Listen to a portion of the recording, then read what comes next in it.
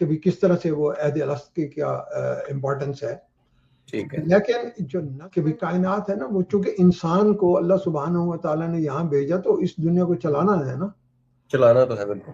اس چلانے کے لیے جو اللہ سبحانہ و تعالیٰ نے چیزیں بنائی ہیں یا سٹرکچر کی ہیں، اس کو ہم تھوڑا سا وہ ڈیفائن کریں گے، اور اس کی جو ڈیفینیشن ہیں یا اس کا جو نظم ہے، اس کو شاہ ولی اللہ نے اپنی کتاب حجت اللہ البالغہ میں بڑی وضاحت سے بیان کیا ہے. ٹھیک ہے. اور اب میں آپ کو وہ بتاؤں گا، میرے پاس نوٹس بھی ہیں اس کے تیار کرے کی ہوئے.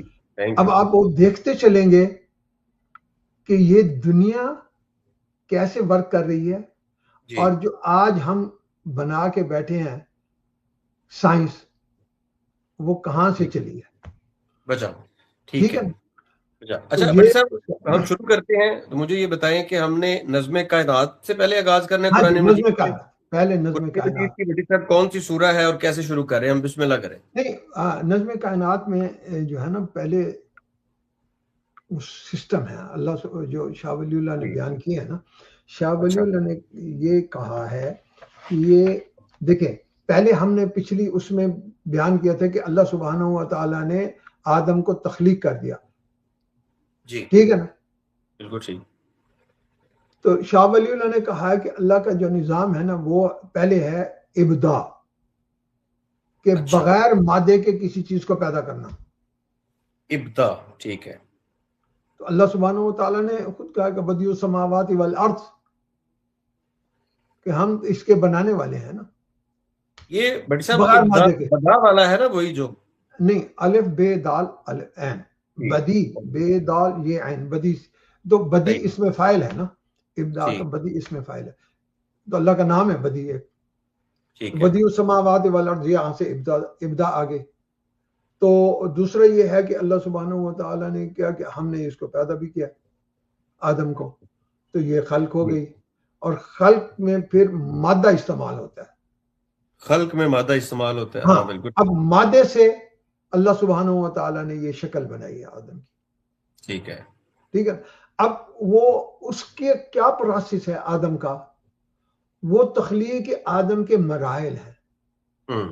وہ میں اس کو اگلے اس میں کروں گا جب میں ایولیوشن پہ چلوں گا کہ تخلیق آدم کے مراحل کیا تھے. لیکن یہ بات ہے کہ اللہ کے نظام کے اندر یہ تین چیزیں ہیں. نمبر 1 ابدا، نمبر 2 اللہ سبحانہ و تعالیٰ کا جو ہے نا خلق. ٹھیک ہے نا. اس کے بعد یہ ہے کہ اس کائنات کو چلانے کے لیے تدابیر، نظم، ضابطے کیا ہیں. ٹھیک ہے. اس میں شاہ ولی اللہ نے بیان کیا کہ اللہ سبحانہ و تعالیٰ نے اس کو چلانے کے لیے 4 اصول رکھے ہیں. ٹھیک ہے. اصول نمبر 1 قبض. اچھا ٹھیک ہے نا جی. قبض کا یہ نہیں کہ آپ حکمی قبض لے رہے ہیں.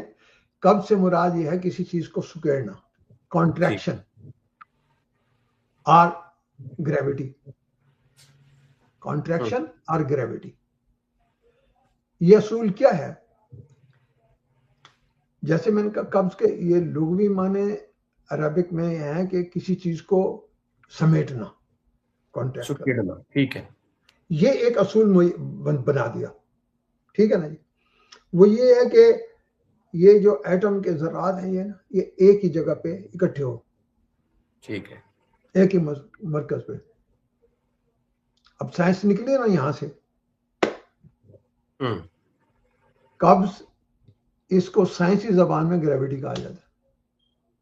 ٹھیک. تو گریوٹی اللہ سبحانہ و تعالیٰ نے بنائی ہے. اگر یہ گریوٹی نہ ہو تو آپ کا یہ نظام جو ہے نا، یہ ایٹم یہ اکٹھے نہیں چل سکتے. یعنی یہ جو اپنی طرف کھچاؤ کا عمل ہے. یس، یہ وہ قبض ہے. ٹھیک ہے نا. یہ کبھی بھی اکٹھے نہیں رہ سکتے. اب اللہ سبحانہ و تعالیٰ نے یہ اس کی اپنی بتائی ہے. ان اللہ یمسک السماوات والارض ان تزولا. ٹھیک ہے جی. یہ قرآن کی شہادت آ رہی ہے. سائنس نے گریوٹی، اب اللہ سبحانہ و تعالیٰ نے وہی گریوٹی بنا دی نا. سائنس نے اس کو فائنڈ کر لیا. اب یہ سورہ فاطر کی آیت نمبر 41 چیک کر لیں گے. اللہ کہتا ہے کہ بے شک اللہ ہی نے آسمانوں اور زمین کو تھام رکھا ہے کہ وہ اپنی جگہ سے ٹل نہ جائے. جی ٹھیک جی. یہ پہلا اصول آ گیا نظم کا. اب دوسرا اصول دیکھیں. دوسرا اصول وہ یہ کہتے ہیں کہ یہ ہے بسط.